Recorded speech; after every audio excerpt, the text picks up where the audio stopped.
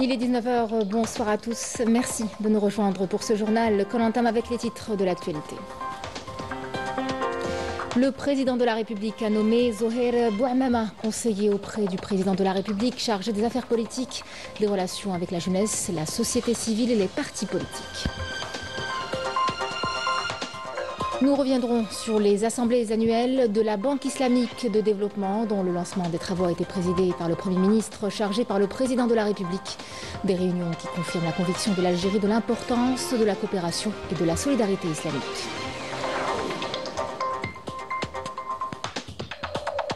Le général d'armée Saïd Chengriha, ministre délégué auprès du ministre de la Défense nationale, chef d'état-major de l'ANP, a entamé aujourd'hui une visite de travail et d'inspection en 3e région militaire. Les détails dans quelques instants.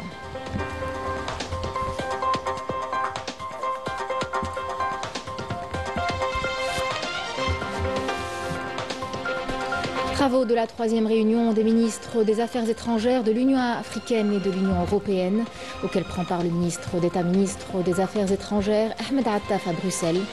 Au programme, des tables rondes autour de la paix, la sécurité et la gouvernance, entre autres. Le Maroc est une nouvelle fois pointé du doigt. Il est accusé d'avoir accueilli sur son sol des soldats sionistes impliqués dans des crimes contre des secouristes palestiniens à Rafah.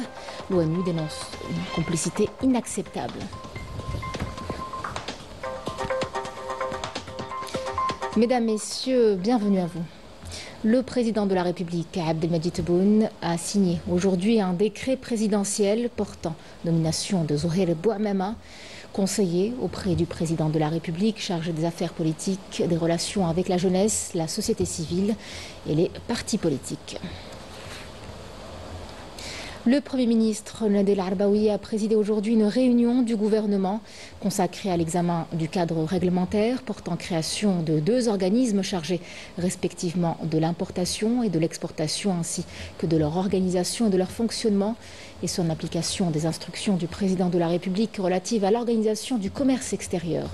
Dans le cadre de la poursuite de la mise en œuvre de l'approche pour améliorer la gestion du foncier économique relevant du domaine privé de l'État, le gouvernement a examiné le cadre réglementaire définissant les conditions et modalités d'octroi de la concession convertible en cession pour les terrains relevant du domaine privé de l'État destinés à la réalisation de projets de promotion immobilière à caractère commercial.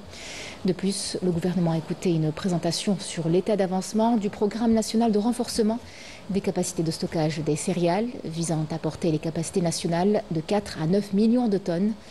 Le gouvernement a également écouté une présentation sur l'état d'avancement du dossier relatif à l'investissement dans les smartphones, y compris le projet d'assemblage et de montage de téléphones mobiles en Algérie, qui s'inscrit dans le cadre des efforts pour développer cette filière de l'industrie nationale, pour renforcer sa contribution au transfert et à la localisation de la technologie et pour intégrer les compétences nationales, notamment les jeunes, dans cette dynamique. L'Algérie réaffirme son soutien aux efforts de développement en misant sur la coopération islamique et la solidarité entre les peuples. Pour la 3e fois, la capitale accueille les réunions annuelles de la Banque islamique de développement. Une manière de rappeler que l'Algérie est un acteur central dans les dynamiques économiques du monde musulman. On parle là d'investissement, de croissance, mais aussi de stabilité à travers des projets concrets dans des secteurs stratégiques. Des assemblées annuelles dont le lancement des travaux a été présidé hier par le Premier ministre chargé par le président de la République au CIC d'Alger, Walid Yousfi. Les réformes profondes et globales décidées par les hautes autorités du pays ont permis de mettre en place un système juridique et institutionnel nouveau garantissant la transparence et consacrant le principe de la liberté d'investissement en Algérie, tout en renforçant la coopération multilatérale avec des institutions telles que le groupe de la Banque islamique de développement. Le fait que l'Algérie accueille pour la 3e fois les réunions annuelles du groupe confirme sa forte conviction de l'importance de la coopération et de la solidarité islamique en faveur d'une croissance économique intégrée. Mon pays a été l'un des premiers à adopter l'idée de la création d'une banque de développement soutenant la croissance et contribuant à la concrétisation de la volonté de coopération entre les peuples de la Oumma musulmane.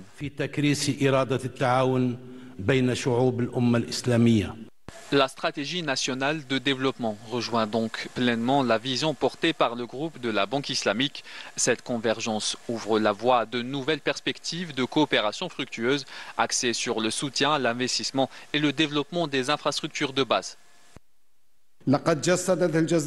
L'Algérie a incarné l'esprit de fraternité et d'hospitalité en nous ouvrant son cœur avant même ses portes, et ce, pour la troisième fois. Elle devient ainsi le premier pays membre, en dehors du pays abritant le siège, à accueillir à 3 reprises les réunions annuelles depuis la création de la banque, ce qui témoigne de la foi profonde de l'Algérie en la valeur de cette institution prestigieuse. Nous saluons les efforts déployés par la banque pour soutenir les pays membres à travers le financement de projets de développement, en accordant une attention particulière à l'orientation vers la diversification économique comme choix stratégique pour renforcer la stabilité et la croissance.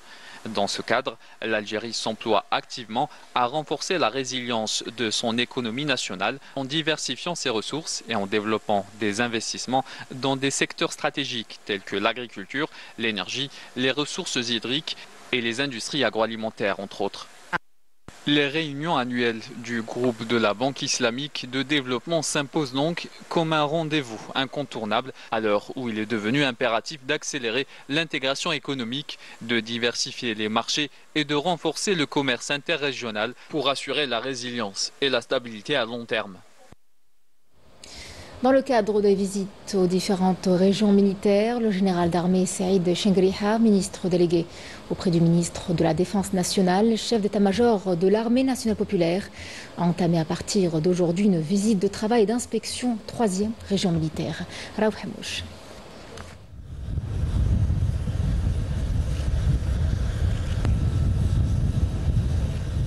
La visite a été entamée au niveau du secteur opérationnel Sud Tindouf, où après la cérémonie d'accueil, présidée par le général-major Nasreddin Vodil, commandant de la 3e région militaire,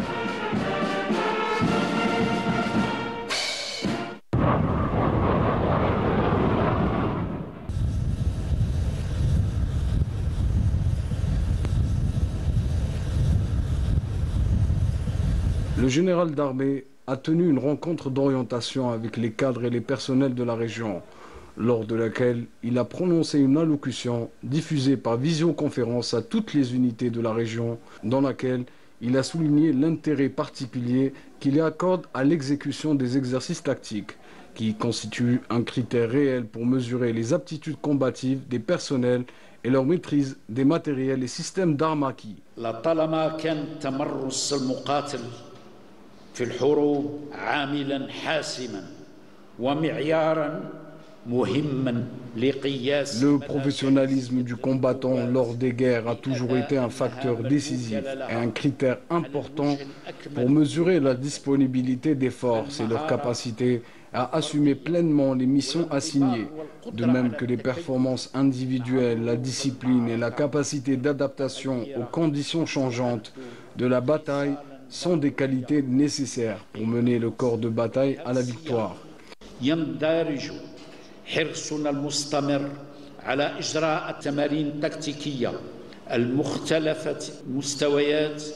C'est dans ce cadre que s'inscrit l'intérêt particulier que nous accordons à l'exécution des exercices tactiques de différents niveaux échelons, en ce que ces derniers sont une épreuve réelle, tant pour l'appareil de formation qui constitue le creuset où se forgent les compétences que pour la préparation au combat qui vient en appoint pour renforcer l'expérience et le professionnalisme des personnels et accroître leurs aptitudes à maîtriser les différents matériels et systèmes d'armes mis à disposition.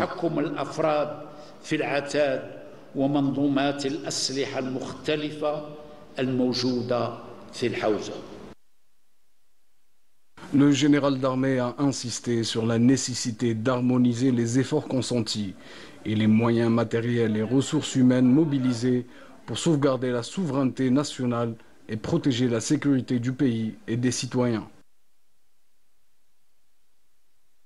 من هذا المنظور فإنني ألح دوما على أن تكون درجة التطور المحقق Dans cette perspective, nous veillons à ce que le progrès réalisé dans tous les aspects du métier des armes, au niveau de l'ensemble des composantes de nos forces armées, soit en parfaite correspondance avec les efforts consentis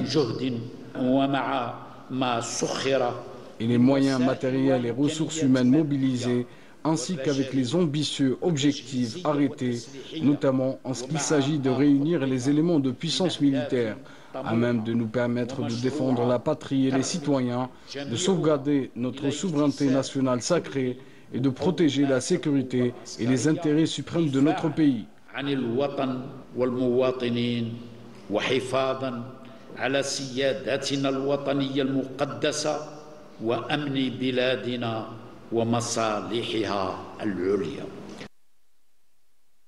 Ensuite, le général d'armée a suivi avec attention les préoccupations et propositions des personnels de la 3e région militaire avant de leur donner une série de recommandations et d'orientations générales.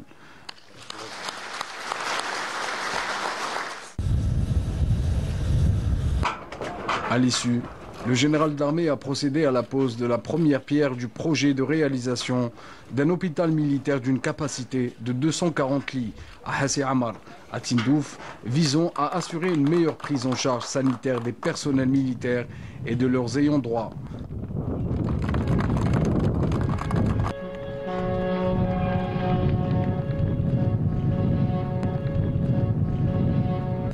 Toujours à Hassi Amar, à Tindouf, le général d'armée a inauguré également un cercle de garnison avant d'inspecter ses commodités et recevoir des explications exhaustives sur les services sociaux et de loisirs offerts par cet établissement.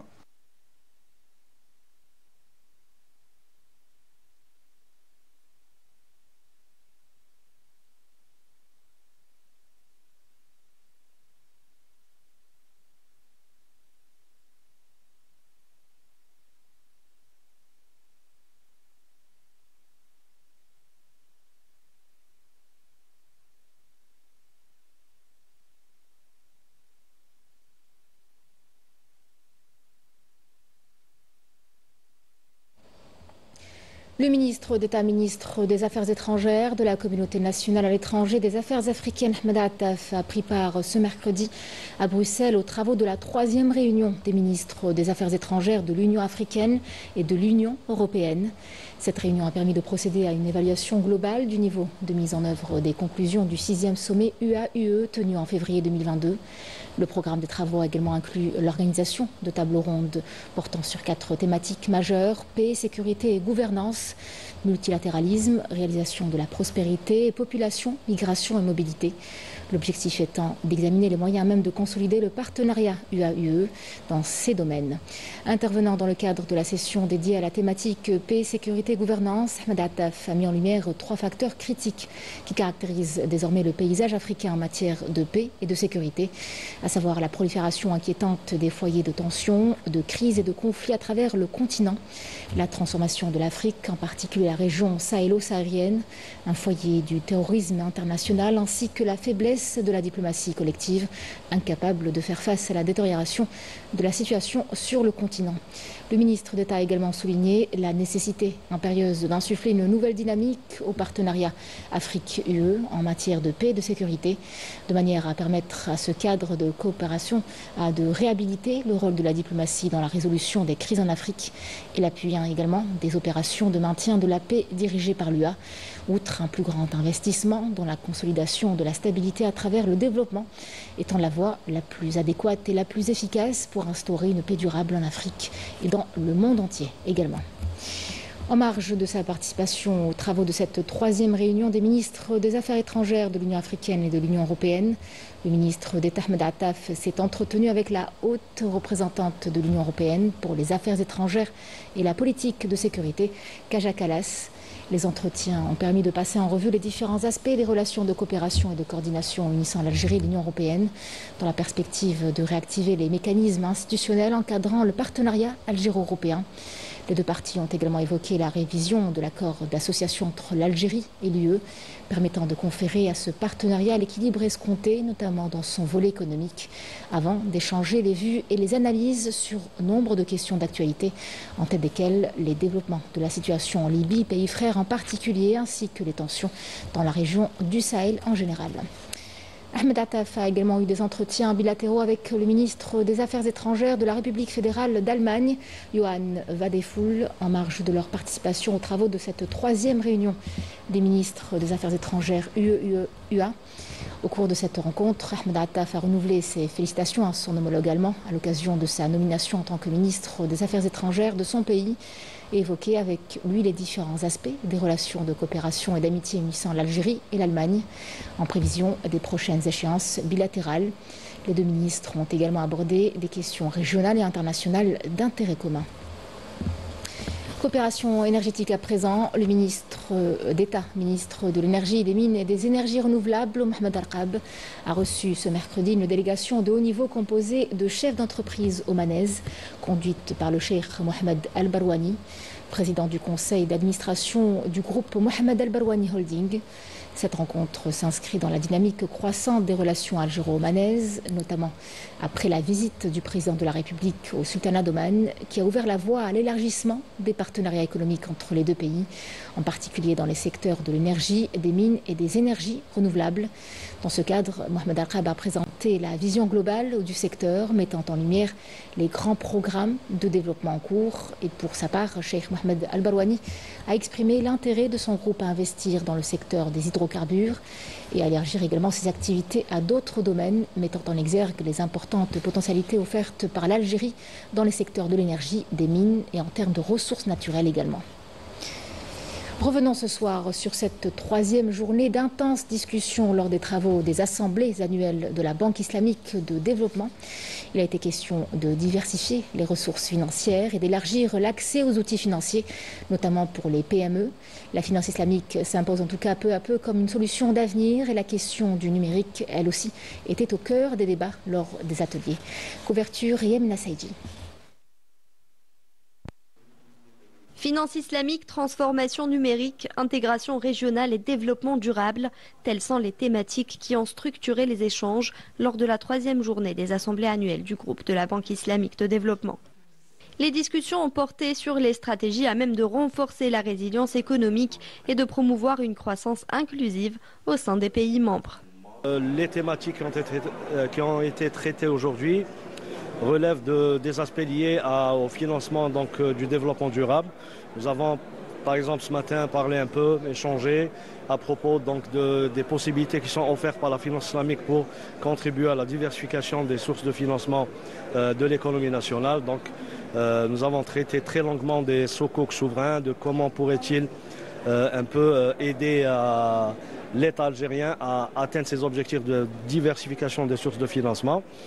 Et puis après, il y a eu d'autres panels également qui ont traité d'autres sujets, comme par exemple tout ce qui se rapporte à la digitalisation, à l'apport de la digitalisation dans la facilitation de l'accès au financement, aux produits financiers. Nous avons traditionnellement des rencontres avec nos partenaires techniques et financiers traditionnels. Nous avons eu des rencontres avec le CEO du fonds de l'OPEP, avec le CEO du Fonds saoudien de développement. Nous avons eu également des rencontres avec les filiales de la BID, que sont ICD et également ICIEC. Voilà. C'était très constructif. Ce sont des partenaires réguliers de la banque avec qui on entretient de très bonnes relations depuis de nombreuses années. Et donc, c'était l'occasion pour nous de faire le point sur la coopération bilatérale et surtout les perspectives. Voilà, et il y a beaucoup de perspectives. Je pense que c'est d'actualité. Les thèmes sont d'actualité et ça colle à l'actualité du monde. Ça permet d'abord de renforcer les relations économiques entre les pays musulmans et surtout en ce qui nous concerne. Les experts présents aux sessions ont mis en lumière l'importance des réformes économiques engagées par l'Algérie, notamment dans le domaine de la finance islamique pour attirer les investisseurs et stimuler la croissance économique. L'introduction en Algérie des soukouk islamiens, ça a été bien sûr introduit dans la loi de finances de 2025. Donc il y a une disposition de la loi de finances qui a introduit ce type de financement et c'est juste que nos législations et nos textes réglementaires sont en train, bien sûr, de suivre tous les changements des institutions et tout ce que apportent les nouveaux types de financement. Les thématiques abordées avaient une portée stratégique pour nous en tant que Banque islamique du Yémen. Les axes les plus importants sur lesquels nous souhaitons progresser concernent les échanges d'expériences entre les pays ayant traversé des défis similaires à ce que connaît le Yémen. Nous avons également évoqué la question du partage des connaissances, du savoir-faire technique, notamment en matière de partenariat stratégique et comment établir des bases fondées sur le système islamique. La journée s'est conclue par la signature de plusieurs accords de coopération et de financement témoignant d'un engagement concret en faveur de projets structurants.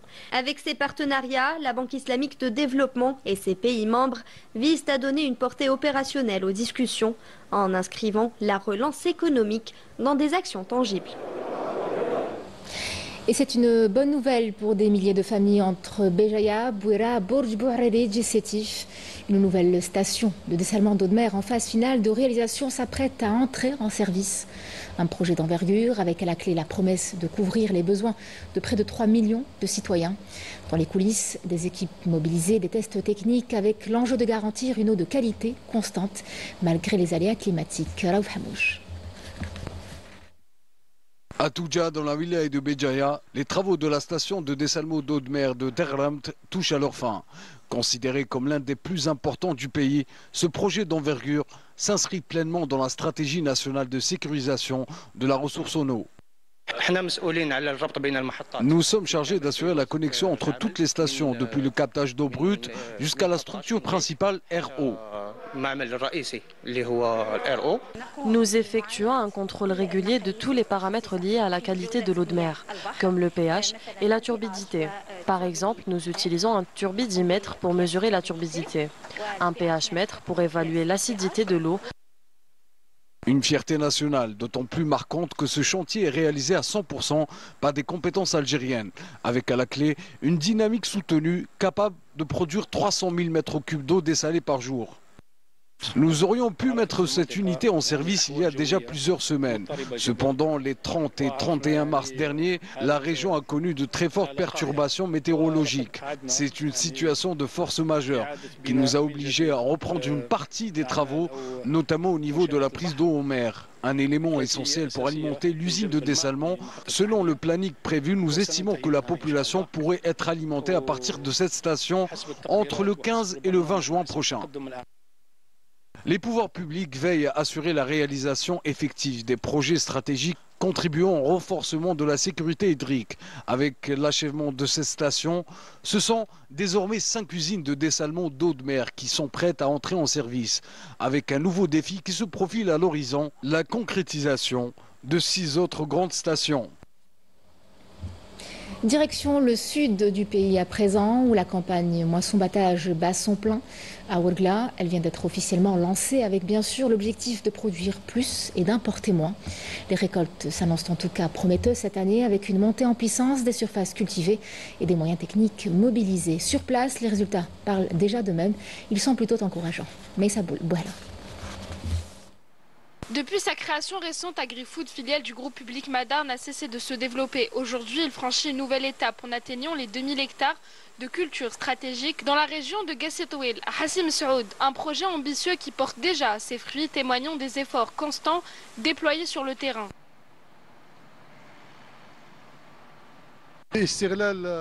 Actuellement, nous exploitons 29 pivots d'irrigation qui sont en activité sur le site, constitués de 35 pivots au total. Aujourd'hui, les opérations de récolte sont en cours et selon nos prévisions, nous pourrons atteindre une récolte entre 50 à 55 quintaux à l'hectare. En donnant le coup d'envoi officiel de la campagne de moisson-battage pour la saison agricole 2024-2025, sur cette même exploitation, le ministre de l'Agriculture, du Développement rural, Youssef Chalfa, a insisté sur l'importance du respect des plans agricoles approuvés, une saison qui s'annonce prometteuse. Nous sommes optimistes car tous les indicateurs laissent espérer une saison agricole rentable. avec des récoltes abondantes. Une perspective qui s'inscrit dans la vision du président de la République qui a désigné 2025 comme année clé pour la production nationale de blé dur en quantité significative. L'objectif est clair, mettre fin à l'importation de cette céréale stratégique que le pays achetait jusqu'ici chaque année à l'étranger. Il est à noter que d'importants moyens financiers ont été mobilisés pour accompagner les besoins des investisseurs dans les wilayas du Sud, notamment en ce qui concerne la création de centres et de silos de stockage stratégiques sur le long terme. Une mesure qui s'inscrit dans une vision durable de la sécurité alimentaire nationale. Dans le cadre de la lutte antiterroriste et lors d'une opération de fouille et de ratissage dans la zone d'Amrouna, au secteur militaire d'Ain Defla, première région militaire, un détachement de l'armée nationale populaire a abattu hier, mardi, un terroriste et récupéré une arme semi-automatique de type Simonov et une quantité de munitions. Cette opération, qui est toujours en cours, confirme une fois de plus la vigilance et la détermination des forces de l'armée nationale populaire à traquer ces criminels jusqu'à leur totale éradication. Et puis cet autre communiqué de l'armée nationale populaire, dans la dynamique des efforts soutenus dans la lutte antiterroriste et contre la criminalité organisée multiforme, des unités et des détachements de l'ANP ont exécuté durant la période allant du 15 au 20 mai 2025 plusieurs opérations ayant abouti à des résultats de qualité. Dans le cadre de la lutte antiterroriste, des détachements de l'ANP ont abattu à Khenchla et à Indefla trois terroristes et récupéré 4 pistolets mitrailleurs de type Kalachnikov, un pistolet semi-automatique de type Simonov, une quantité de munitions et d'autres effets, tandis que d'autres détachements de l'ANP ont arrêté 10 éléments de soutien aux groupes terroristes dans différentes opérations à travers le territoire national. Dans le cadre de la lutte contre la criminalité organisée, en continuité des efforts soutenus visant à contrecarrer le fléau du narcotrafic dans notre pays, des détachements combinés de l'ANP ont intercepté, en coordination avec les différents services de sécurité, 53 narcotrafiquants et mis en échec des tentatives d'introduction de 2 quintaux et 4 kg de kif traité provenant des frontières avec le Maroc, alors que 30,40 kg de cocaïne et 175 830 comprimés psychotropes ont été saisis lors d'opérations exécutées à travers les régions militaires. À Taman Rasset, Bord Badi Mortar, Insalah, Ngezam et Janet, des détachements de l'ANP ont arrêté 139 individus et saisi 25 véhicules, 335 groupes électrogènes, 138 marteaux-piqueurs, ainsi que des quantités de mélange d'or brut et de pierre, d'explosifs, d'outils de détonation et d'équipements utilisés dans des opérations d'orpaillage illicite. De même, 20 autres individus ont été arrêtés et 4 pistolets mitrailleurs de type Kalachnikov, un fusil à lunettes, un pistolet automatique, 12 fusils de chasse et 4160 litres de carburant ont été saisis lors de différentes opérations. Par ailleurs, les gardes-côtes ont mis en échec sur les côtes nationales des tentatives d'émigration clandestine et procédé au sauvetage de 65 individus à bord d'embarcations de construction artisanale, alors que 299 immigrants clandestins de différentes nationalités ont été arrêtés à travers le territoire national. Fin du bilan de l'ANP. Face à une situation devenue aujourd'hui littéralement insoutenable dans la bande de Gaza, l'Europe commence timidement à hausser le ton. Certaines capitales évoquent désormais la suspension de l'accord qui les lie à l'entité sioniste, pendant que d'autres rappellent leur ambassadeur. Entre-temps, sur le terrain, le génocide se poursuit, les bombardements s'intensifient avec un bilan humain encore plus lourd. Les appels à la retenue laissent place à une pression diplomatique plus ferme, mais encore très loin de faire fléchir la machine de guerre sioniste. Walid Yousfi. Au moins 19 Palestiniens ont perdu la vie dans le courant de la nuit dernière, dans des frappes aériennes de l'entité sioniste dans plusieurs zones de la bande de Gaza. Un bilan qui s'alourdit de jour en jour depuis l'intensification de l'agression sioniste à Gaza. Ces bombardements ont causé la mort de plus de 2700 martyrs en l'espace de 2 mois seulement. Face à l'ampleur des pertes civiles et aux violations du droit international, la Turquie et la Suède ont rappelé leur ambassadeur et ont suspendu leurs relations diplomatiques avec l'entité sioniste. L'Afrique du Sud, le Chili, la Colombie, la Bolivie, la Jordanie, le Tchad et Bahreïn ont également rompu toute relation diplomatique avec l'entité sioniste, dénonçant les violations flagrantes du droit international.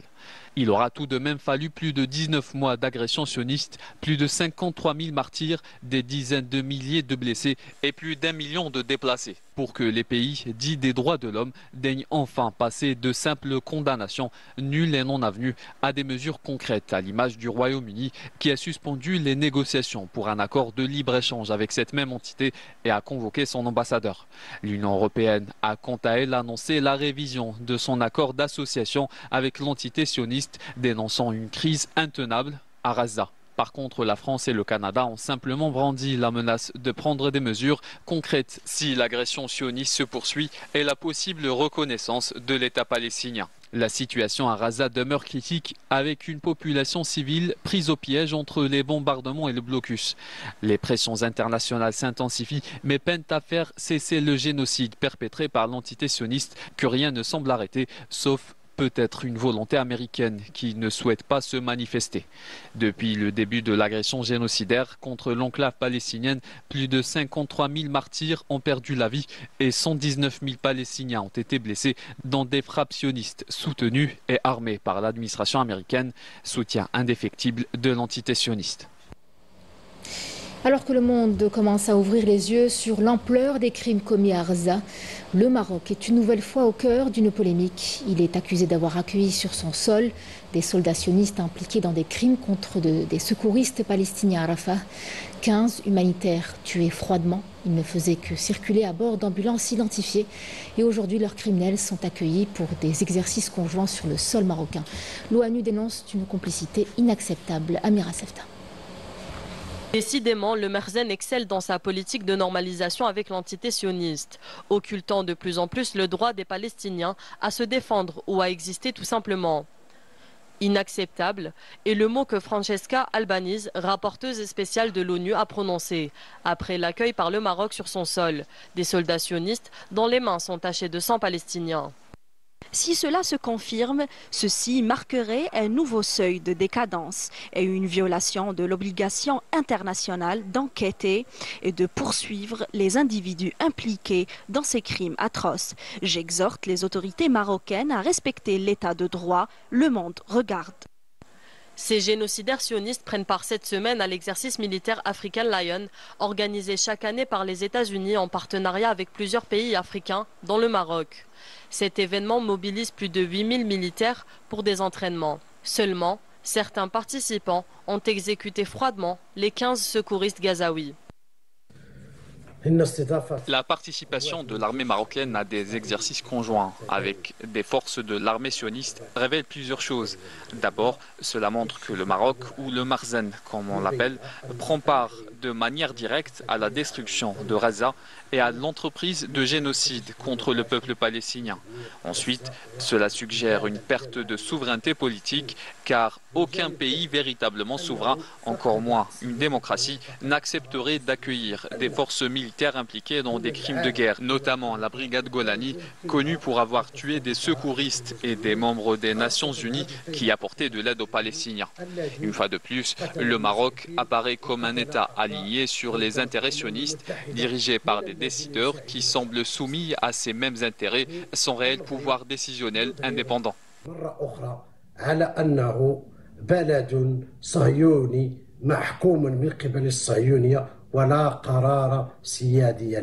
Pour rappel, à Rafah le 23 mars dernier, 15 secouristes palestiniens, alors qu'ils circulaient dans des ambulances clairement identifiées, ont été abattus.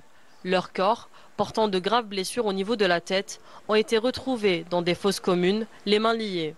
Des images qui ont fait le tour du monde et qui ont mis en émoi les organisations internationales qui dénoncent un mépris total du droit international.